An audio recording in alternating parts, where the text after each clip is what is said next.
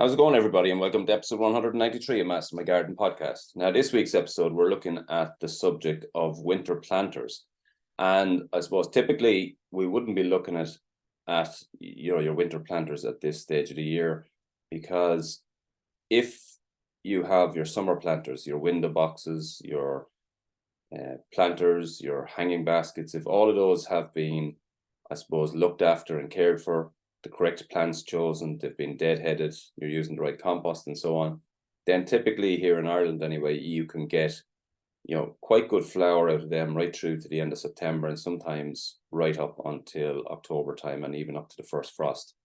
This year, I guess, it's slightly different, and the wet summer, particularly the wet July and August, hasn't been conducive to good flowers. So when you think of your perennial borders, your wildflower meadows, your hanging baskets, window boxes, and all of that sort of thing, flowers in general haven't been as good or as prolific or lasted as long or looked as vibrant. And that has been down to the kind of wet summer that we've had. And hence the reason, we're at a point now where a lot of those need to be kind of changed in order to liven things up and add a bit of color for the winter time. The good thing at this stage of the year is that with the correct selection of plants, you can actually use a combination of plants and bulbs that are going to give leaf texture, color, and flower pretty much from now, September time, right through until next spring, February, March. And that's the beauty of this time of the year. You can get long periods of time out of it with the correct mixes. And I suppose a little bit like, your summer plants, it's always good if you can to mix plants through it that are not just going to have that little period of use. So in other words, you won't just use bedding plants. You'll use other plants that can go into your container, your hanging basket, your window box, your trough, whatever it is. And after you've switched out your color, that plant can either remain in its pot and give you that structure, give you that look for a longer period of time, or it can be planted out into your garden, into a bed or somewhere else, or into a bigger pot. And I think that's really important, that we start to utilize plants that give more long-term benefit than just the small window that you would get, particularly with something like bedding plants. And I suppose that's given you a few things. Like, number one, it's obviously better for the environment that these, you're not just using plants that have these really short windows. Unless, of course, you're sowing the seeds yourself, and that process is all in-house. It's a little bit kinder, I guess. But generally speaking, if you're able to get plants with a longer time frame out of them, it's going to be better. It's going to be better overall. So at this time of the year, as I said, you can get color basically all the way through to next February, March time, and that's going to be a combination of flower, leaf shape, leaf structure, maybe leaf color in certain cases, and that will add a little bit of vibrancy around the place in the wintertime. Now, bearing in mind, in the wintertime, things are generally gloomy, things are generally dark, and here in Ireland, we get a lot of wet. So any type of flower, any type of color will add vibrancy at that time of the year anyway. So you're not, like in the summertime, competing with so much else and so much other flower around the place, whether that be from your perennial borders, your wildflower meadows, and so on. So the competition for color at that time of the year is less, which means the baskets themselves may not be as vibrant, but they can still stand out and still, I suppose, add vibrancy around a house, around a home at this time of the year. And the key, I guess, is the correct plant combinations and using the correct compost. And we've spoke about this before. It's important to use the right potting mix for these. And in the summertime, sometimes we would, for example, in a pot, we might actually block up the drainage hole because the demand for water is high. You get evaporation out of it. And so you might block up the water hole, and you would allow the plants to use up every bit of water that you're giving it. And when it comes to the winter planting, you're going to switch that. So you've got always ensure that the pot is able to drain freely, because if it doesn't, you get a lot of stagnant water. The plants just won't do well in it, and worst case scenario, some of them will rot off and die. So you want to make sure that you're getting that drainage. In the mix itself, you're going to mix, good quality compost, topsoil, potentially, depending on what plants you're going to put into it, and farmyard manure, and mix them all up so that you have a good airy mix that can be used. You might also add in something like horticultural grit at this time of the year, and that'll just give it, a little bit more free drainage, and that'll allow that it won't hold the water the way it would if you were just using a singular type of compost. And so that's the important thing. We're also, because we've just said, in relation to timing, we're planting now in September time or October time, and we're looking to get all the way right through to February, March out of this. So that's a long time frame. So feeding within it is good. That's why I say something like farmyard manure is good, because that's going to give obviously some initial feed, but it's also going to give a long-term feed, and that's really important as well. You may also want to add some slow release food to that if you want to extend that. That can be a good addition. So, even a seaweed meal or a slow release plant food of some sort to be added to that'll give you that feeding and constant feeding over that period of time. Plants at this time of the year, they tend not to be as demanding, I guess, on fertilizer and water as they would in the summertime, but it's still important not to forget about them. Another key point is that we typically have hanging baskets and planters at our front doors or in close to our front doors, which in most cases ends up being in under the eave of the house, and those are not getting water naturally. So if you can imagine, you're looking at the month of December and you're getting a lot of rain and you're thinking, oh, my hanging baskets are fine. Just bear in mind that they could be tucked in underneath and may not actually be getting the rain that is falling at that time. So just keep an eye on them from that point of view. But overall, the demand on water, the demand on fertilizer is way less at that time of the year. But because we're looking to get it over a long period of time, we're looking for slow release, long-term food in there. So with that in mind, if we have the right compost and we're going to fill up our planters again, there's lots we can do. So I suppose we'll look at it in a few ways. You're going to get your color. And so we talk about our bedding plants, and the bedding plants that we're talking about at this time of the year are typically pansies, violas being the main ones. And they're superb in terms of longevity. So these are going to flower for a really long period of time. Do deadhead them as the flowers go over. Just take off the dead flowers, and the new ones will come. They're also a little bit hungry, so because they're constantly pushing out flower, pushing out leaf growth. So that's why I was saying that fertilizer within the potting mix will be very helpful. So they're kind of the staples, or the constants in winter planters, I guess. And on top of that, you'll have primroses and primulas and polyanthus, and they'll flower as well, and they're going to give really good flower. Maybe not just yet, some of them will be starting soon, but really you're looking at later on, and certainly into next spring. That's where they're going to come into flower. The one big thing with these is that remove any yellow leaves that you get from the base of these. So as they grow, keep an eye on the base leaves and take off any yellow ones, and again deadhead, and that will keep them looking fresh. So they're your kind of staples of color. I mentioned it before. At this time of the year, you will start to see a lot of sprayed headers in various colors. I absolutely can't stand them. Don't think anyone should use them. I don't like the look of them for a start, but I also just don't, from an environmental perspective, I don't think they should be used at all. But that you will see those, and they are colorful. It depends on your taste, but not for my taste. On top of that, then you'll see things like cyclamens. Cyclamens are nice, gorgeous flower when you see them in the garden center. Really nice. I find them a bit tricky and a bit finicky. I just find that you don't get any longevity out of them. They look really good going in at the start, but to keep them looking good over a long period of time can be difficult. Although they are, as I said, beautiful at once they're in flower and so on. So they're the kind of the obvious ones that you will get in flower at this time of the year. The other ones then, I suppose, that that are really good to add in, and they don't initially give you the benefit. But if we're looking at these planters, these containers going to be potted up for maybe 5-6 months, they're going to add color later on. And so things like aubricias, and we're talking about basically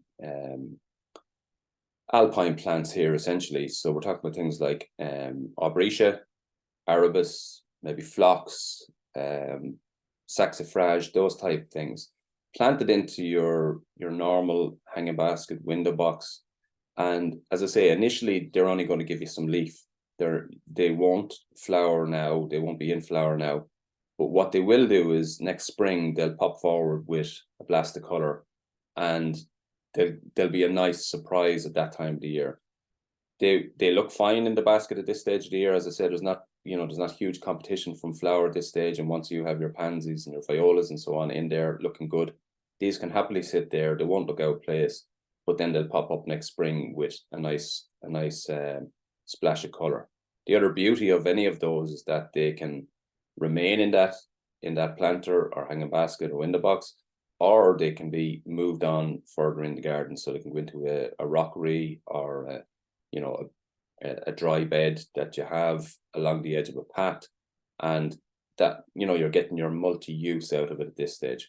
And they're really good to add in. So they're things like, as I say, arabis, phlox, saxifrage, aubricias, and they're all alpine type plants. So they're really good to add in. Then as a centerpiece, again, trying to look for a bit of longevity here, or something that will give you more than one use. You're looking at plants that have either leaf, flower, or I suppose berries at this time of the year, and that's going to give you the color. Again, as I said, you're not going to get this really vibrant color at this time of the year. So any type of color that you can get is going to be adding to the front of a house or whatever. And plants that you're looking at there, you're looking at sarcocca, skimmias. Skimmias will have berries. Sarcocca will have a little flower on it, typically nicely scented as well, so they can be nice. Both of those can be moved to the garden. You will get other ones at this time of the year, like a solanum with little red berries on it and so on. Some nice hollies can be used, and then ones with just for leaf. You might be talking about things like Hedra helix, which is an ivy. You might be looking at euonymus, fortune gold, or emerald and gold, or any of those, and they're going to be goldy color at this time of the year. And again, because they're the time of year, they're going to pop out and stand out and look good. And again, any of those can be moved onwards to a bigger pot, to a planter in a garden, or a bed in the garden at any stage later. So you're getting more than one use out of it. Others that are really good at this time of the year, you have obviously things like headers, particularly the Erica carneas, which are the winter flowering headers, and they can look really good at this time of the year. They're typically the summer flowering ones are typically the ones that you'll find sprayed actually in the wintertime. So they'll have no flower on it, but they'll be sprayed blue or sprayed red or whatever. I don't think there's any need for that. Go out, get your Erica carnea, it'll be in full flower, and that'll look good at this time of the year. And again, it's one that can be moved on into a bigger pot or into a bed in the garden. So you're getting, again, more than one use out of them. Other possibilities are things like succulents. So you can, succulents at this time of the year, they won't look overly vibrant. There won't be huge amount of flower, but they will be green or purple or pink. They'll have that tinge on them. They will look, reasonably good at this time of the year. Obviously, as they fill out, maybe next year they'll look a lot better. The following year they'll look better again.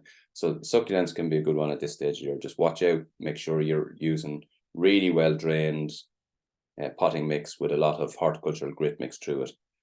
Then other things, you can have things like sedges or grasses. Some of the ornamental grasses at this time of the year can look really good. So things like carex, prairie fire, carex cordons, carex evergold. They're sedges rather than grasses, but they have that grassy look, and at this time of the year they can look really well in planters. Obviously, then some of the summer grasses, some of the grasses that look best in summer, they actually, if they were in a planter, they can still hold their shape, hold their structure, and actually look quite well through the winter, especially when you get Some of the taller ones, if they retain their leaf a bit longer, things like miscanthus can actually look good at this time of the year. But not, you won't be planting them now. This is maybe you plant now or you plant next summer and then you retain them over the winter. So you're not planting them in now to look good for now. But in time they can look well. So they're given that bit of structure this time of the year. So that's another good one. Obviously, you can have things like hollies, particularly some of the variegated hollies and some of the shaped hollies can look really good at this stage of the year. And again, can be moved on further into the garden. The other really good addition to any of these, so whether that's a window box or hanging basket, planters, is the addition of bulbs. And again, a bit like I suppose the rock plants that we're talking about, or the alpine plants we're talking about, they're going to pop forward in the springtime with a bit of color. Things like tete-a-tetes can be added into your planters, and they're going to look really good. And again, they won't initially have that color, so you'll be getting your color from your flowering things and your structure from your structured plants and your leaf color. And then as a nice surprise next spring, your tete-a-tetes or your Rip Van Winkles or Jetfire or whatever sort of narcissus or crocus or whatever that you're using will pop forward and give you that color. And so now you're starting to bridge the gap between now next spring and late, into early summer.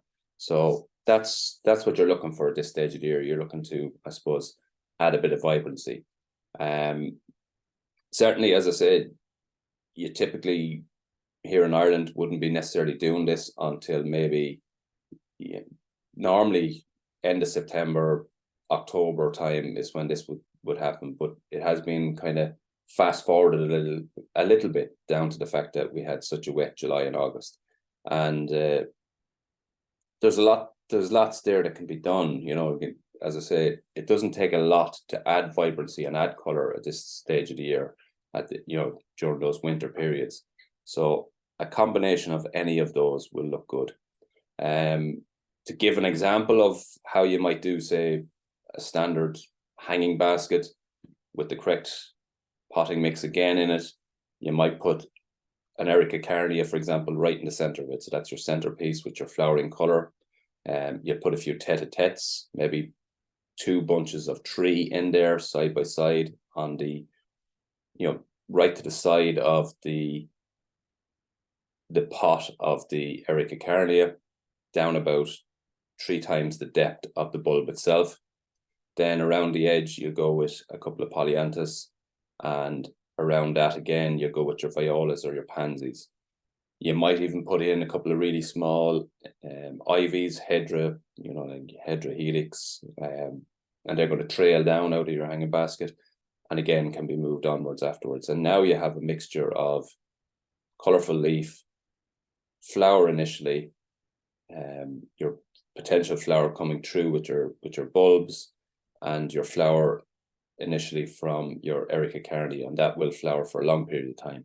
So you can see there you're getting a mix of colors, a mix of flowers going from now right through to next spring. So that's kind of the topic of this week's episode, rather short episode. I suppose the other thing I didn't mention, and at this stage of the year, it's probably worth keeping an eye on, is things like, your topiary. So instead of having a pot or pots at your front door or on your patio that are all flower, you can just go for something like a box ball or a box cone, a bay laurel, a yew, any of those type plants that can have a bit of structure at this stage of the year. So it's a different look. It's not necessarily a floral look, but it's a look that will look good, and again can last for a long time, or can be moved on afterwards into an area of the garden or into a bigger pot and so on. So that can be an option at that stage of the year as well. But as I say, after the summer that we've had, it's been weather-wise, it's been so poor that flowers are looking very, very drab, and the longevity that we would typically get out of those things isn't there this year.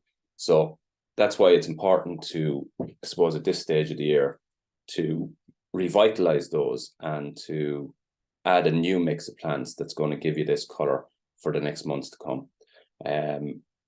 Really, really simple. I'll actually put up a video in the next week or two of planting one on my YouTube channel, which there isn't that huge amount of videos up there, but there's a few more getting uploaded all the time. Some of the podcasts are getting uploaded there, but I will do a video of a winter planter in the next week or two and put that up there just to show how that would look, and I suppose the potential that will come from it over the next few months.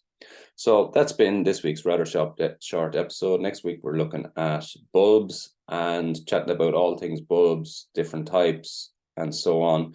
We've covered bulbs before, but we'll come at it from a different angle. So that's been this week's episode. Thanks for listening, and until the next time, happy gardening.